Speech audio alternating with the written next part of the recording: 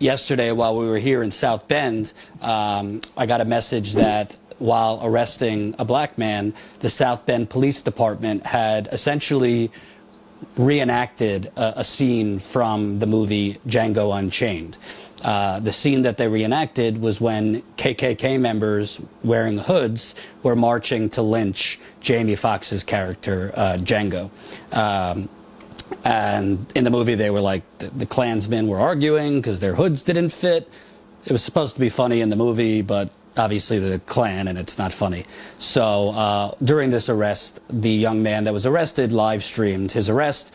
The officers turned the phone around thinking that, I guess, that would shut down the recording, but the audio kept running. So we broke that story last night. Unfortunately, you know, you can't really choose when you get a story. We had to publish it, so we got the information out.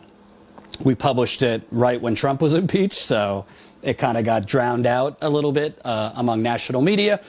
We've sent it around today, and stunningly, the corporate media doesn't particularly find it interesting that the candidate that they have pushed into front-runner status in Iowa, his police department, which has already been in the national news for, you know, brutality, racism, basically was reenacting Klansmen while arresting a black man. So go to statuscoup.com, check out that story. We have reached out to Mayor Pete's campaign several times. Not only did we reach out to Pete's campaign, we reached out to his city officials. We reached out to the South Bend Police Department. Crickets. So I assume they're hoping that nobody picks up this story. I'm here with Varnado. Correct. And you're with Justice for South Bend, which is a local group. And you are essentially the spokesperson for the family of this young man. His name is Marco, who's still in jail.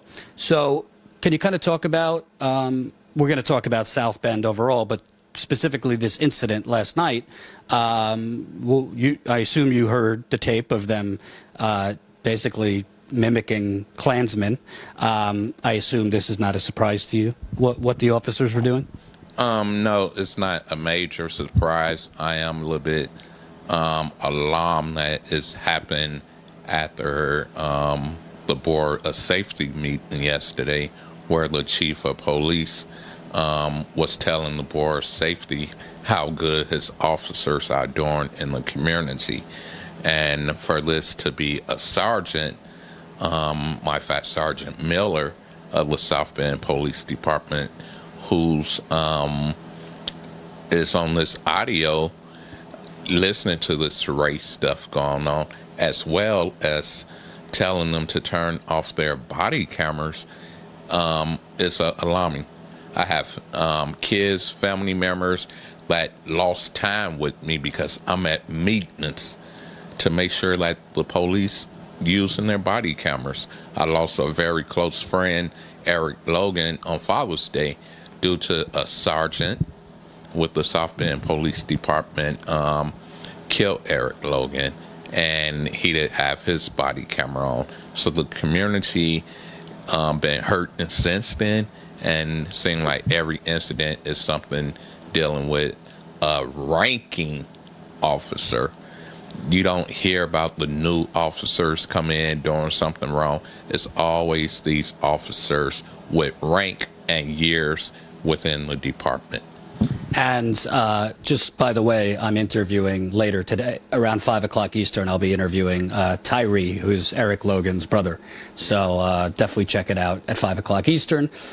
So what's interesting to me, so we published this story, and then I start hearing people telling me, oh, the police chief saying it wasn't South Bend police, there were other agencies there, this and that. But the witnesses who were there tell me the only police they saw was South Bend police. And then I get the police report. It says the arresting officer was South Bend police. The agency was South Bend police. So it seems to me the police chief, from what I've heard, has a history of lying, was just trying to kind of like muddy the waters and deflect away from who actually, I don't know who was making the comments because I'm not from here and the screen was black, but do they have a history of like lying and trying to cover up misconduct? Yes, I can go all the way back to 1991, where officers' misconduct would beat you, put their gun in your mouth, all the way down to impounding cars. And when the public speak out, and I'm a victim of this recently, speaking out back in June when they killed Eric Logan, South Bend police took my car 2 times. Miss Walker police took it once, but South Bend police refused to pay me back the money, anything, where there's a lawsuit filed right now over that. So yes, this is a history of bad misconduct within the South Bend Police Department, and Scott knows that his officers are out here. Scott's the police chief. Yes. And he knows that he are promoting an officer with bad conduct history. Just recently, he promoted 2 officers.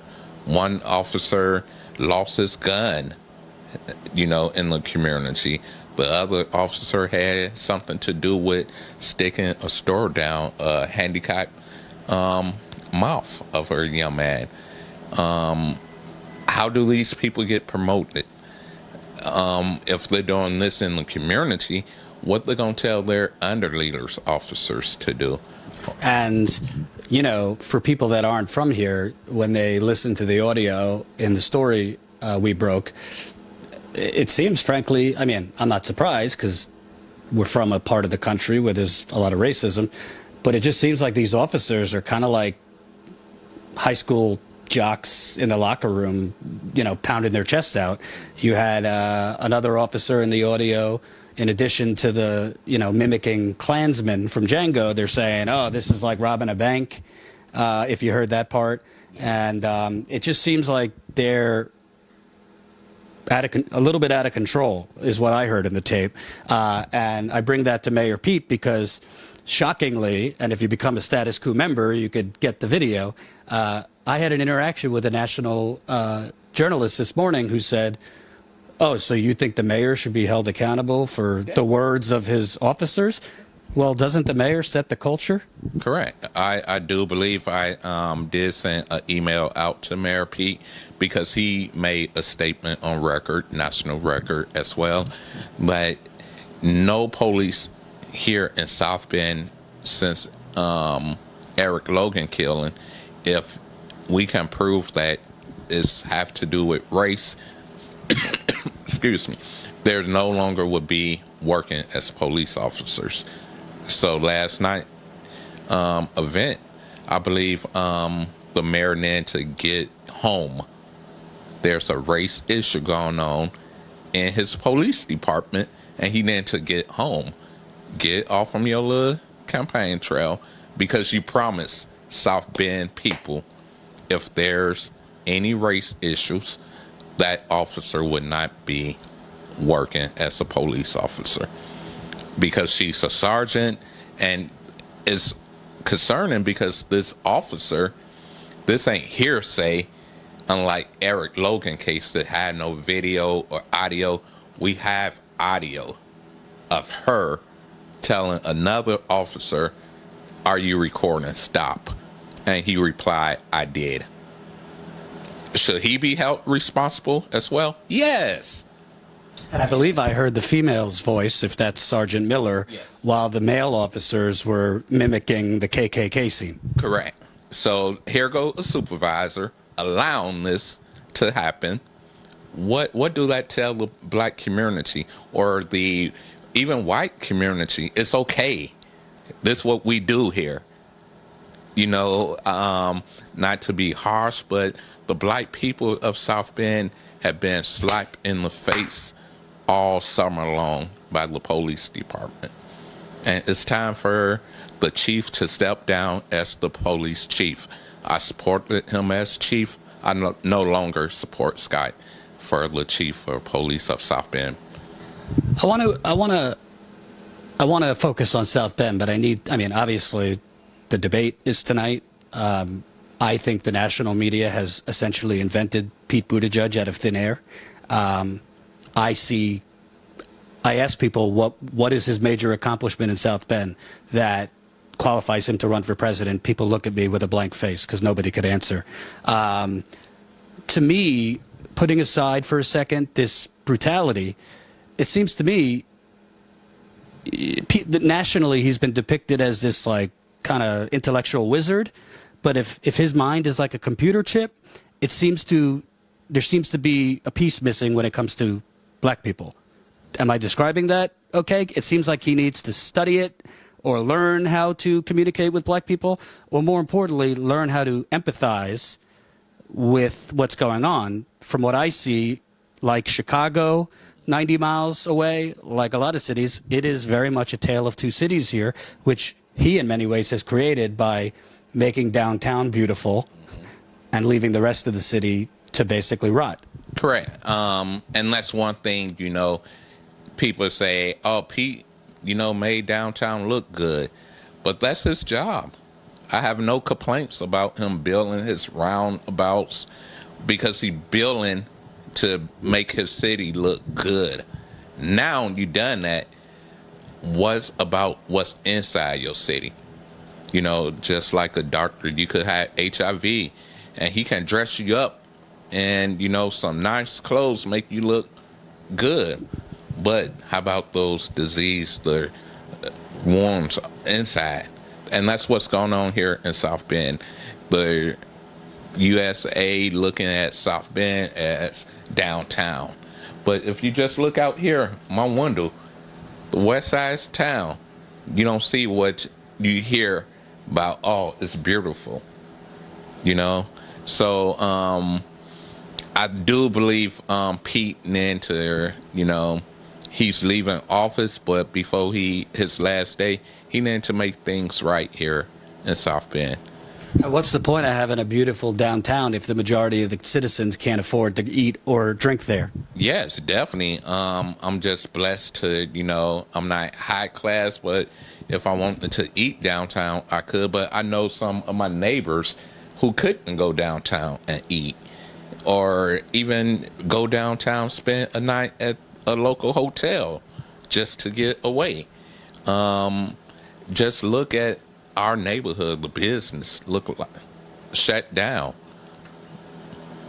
And, the national media has rightly focused on the police body camera issue, which yesterday, honestly, at least, listen, I'm not a Joe Biden fan, but give the man credit. At least he allows the press into his fundraisers.